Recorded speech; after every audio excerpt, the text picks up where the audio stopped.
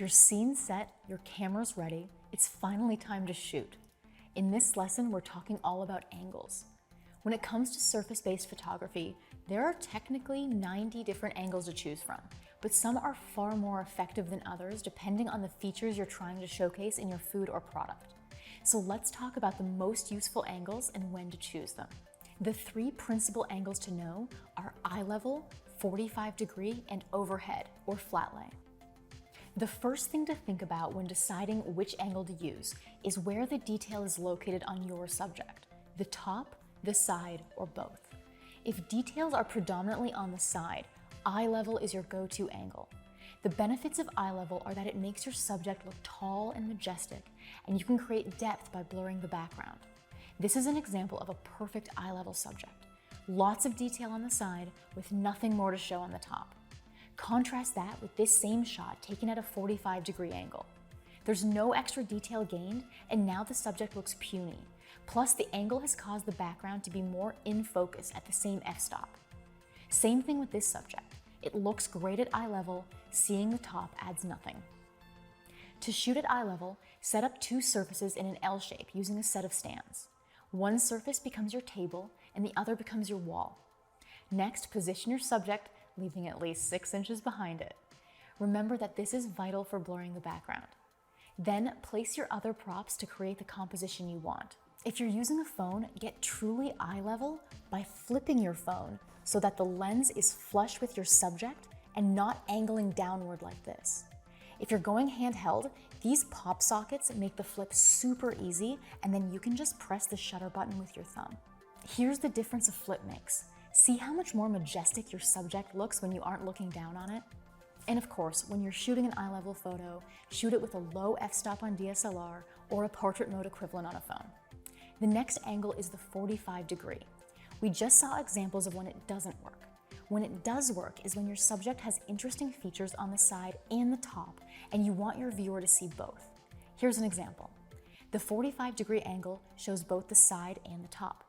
Contrast that with this eye level shot that doesn't reveal the top, and this flat lay shot that omits the side.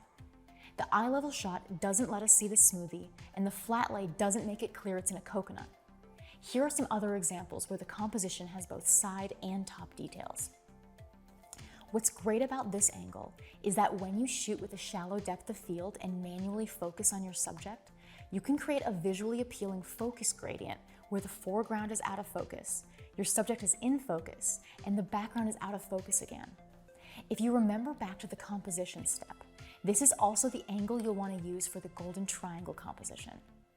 One word of caution with the 45. Most of the time, you'll want to zoom in so that only your horizontal surface is in your shot. You can take a 45 that includes both surfaces, but your subject often looks smaller this way, and you'll have to select an even shallower depth of field to keep the background blurred. Here's the same coconut bowl pulled back and zoomed in. If you want to show a touch of the top, but 45 degrees is too much, shoot at about 15 degrees. You'll see a touch of the top, but your subject will retain its majesty. The 15 is great for objects like vases, candles, or cakes. And yeah, I know, I just added a fourth angle. On to flat lay. Now we're shooting directly overhead. This angle works wonderfully for objects with details on the top and nothing important on the side. Artwork and food in bowls are two prime examples. Photographing those from another angle wouldn't make sense since the side of a bowl or the side of a piece of paper isn't very interesting. When shooting your next flat lay, don't forget about layering and depth of field.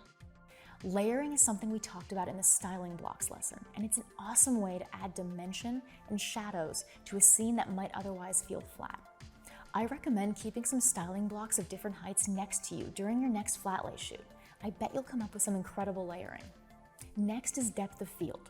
Remember that when you shoot flat lays containing objects of different heights with a low f-stop on a DSLR camera, something is going to fall out of focus. Either your surface, your short props, or your tall props. In this photo, we elevated the beige plate with a styling block, which was enough to throw the sprinkle and garlic skin out of focus. If you want to keep all props in focus, you can elevate shorter ones with styling blocks to close the height gap. But with this, your surface may still fall out of focus. Usually, that's fine. But with some surfaces like biscotti linen, you may really want to make the texture show. If that's the case, increase that f-stop.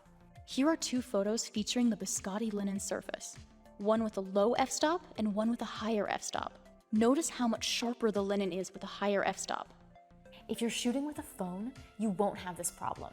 Just shoot with the regular camera app rather than portrait mode to keep everything in focus. To take it to the next level, you can purposely keep items out of focus to add some dynamic movement and framing. Check out how this technique was used with a cup of coffee. To keep the plant blurred like this, select your focal zone manually on DSLR or in the Lightroom mobile app, and just make sure the plant isn't in it. And now that we've covered all that, you are ready to shoot. If you're able to invest in equipment, a tripod with a built-in 90-degree arm like this one will change your photo world. With handheld flat lay photography, you have to put your camera down before every prop adjustment.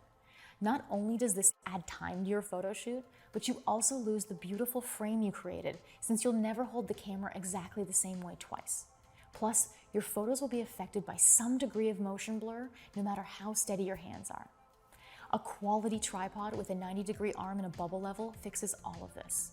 A top-of-the-line one runs about $300, but you can get a perfectly good one for about $120. The beauty of photo shoots is that you don't have to pick just one angle for a given scene. Sometimes making a small styling change lets you get more than one angle. For example, this breakfast cookie scene, it's all flat. But stand up one cookie to give a side detail and you've got an eye-level option.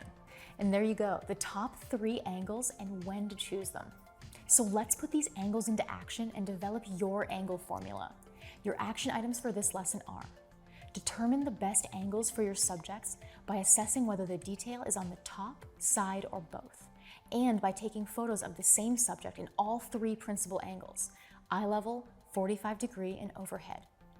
If you shoot with a phone, try taking eye level photos with your phone upright and flipped. Note which you prefer. Your workbook has more details and advice in it on all of these action items.